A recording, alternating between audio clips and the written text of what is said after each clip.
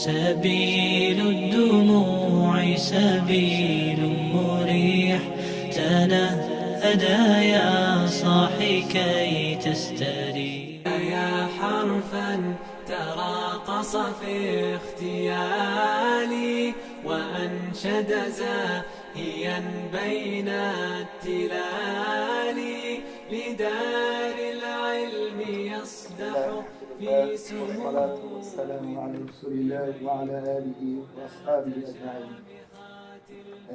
Because of things that are said in the media, and also sometimes the implementation of the Sharia by Muslims, but in a way that is not in accordance with the Quran and Sunnah, sadly the community has developed within, or us as a community, we have developed within us an attitude towards the Sharia that is negative, and also we have seen in the past that it has led to the destruction of people. Instead of looking at the Sharia as Allah wants from us, we are influenced by academics and media spokespeople and think tanks that do not hold the belief of Islam but want to reshape Islam. So instead of being proud of the Sharia, we start to become defensive, and we do not look at the Sharia in its correct light. Subhanallah. Also, when, as Sheikh Arshad, he mentioned that when deviant groups emerge and they start to prosper, for lack of a better word, and even sometimes they gain power, they also, in their deviance and extreme behavior, they give an idea of the Sharia that confuses the Muslims, and once again we start to develop within us as a community a negative picture of the Sharia. During this conference, alhamdulillah, the speakers, our mashayikh, have been able to speak about aspects of the Sharia, of the message of Islam, showing the greatness of Islam, showing the wisdom that Allah has instilled in this beautiful religion. But still, because of negative concepts that have become slowly ingrained in us over time, it is hard for us to accept everything that's being said, even though we know it's the truth, and we submit to the truth. But there's something nagging inside, becoming hard on our necks. It's not uncommon to hear a young man say, I will do it, but I wish it wasn't an obligation. It might shock us, but we do have the youth speaking like this sometimes. Or, wouldn't it be easier if we could be like such and such? But we have to know that Allah, when placing His obligations upon us and His Sharia upon us, that He is not oppressing us. He is our Creator, He is our Sustainer, and He knows what is best for us.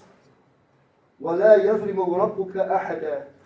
And your Lord does not oppress anyone. Alhamdulillah, Allah has put in us the fitrah, the understanding that there is a Lord.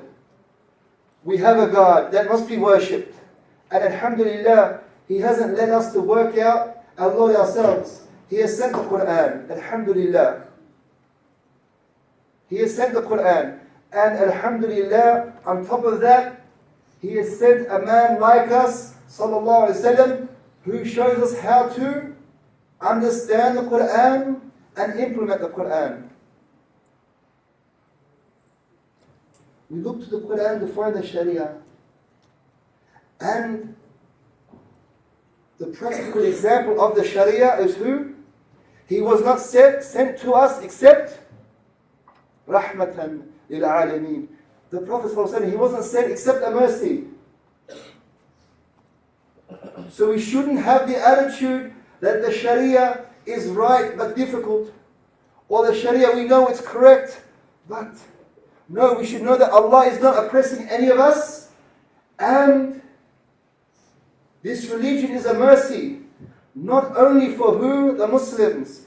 It is not just a mercy for the Muslims, but it's a mercy for the Muslims from the jinn and mankind, and also the non-Muslims from the jinn and mankind and the whole world in itself.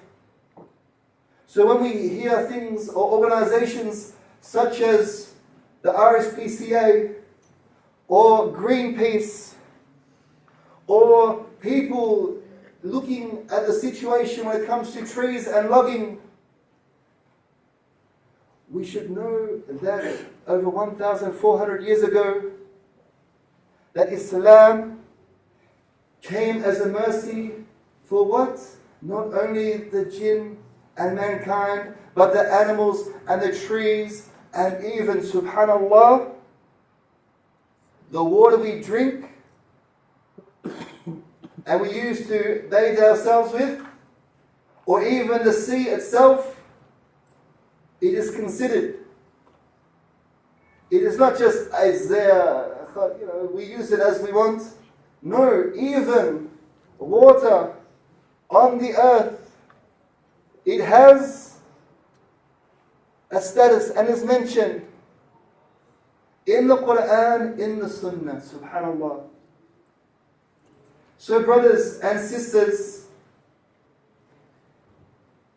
when coming to the conference and benefiting from the speakers and hearing these words about Allah, our Creator, and our beloved Prophet, and the Sharia that he came with and implemented and taught to his Sahaba, and they spread across the world, alhamdulillah, know that Allah is not oppressing you by this, and that it is a mercy. And let the knowledge that is in this conference enter your heart. And don't be selfish with what you learn. Do not be selfish. Alhamdulillah, you're blessed coming here. Alhamdulillah. Allah has chosen for you to be here today. But what you learn, don't keep it to yourself. Often we like to keep things to ourselves. We don't want to show people what we have.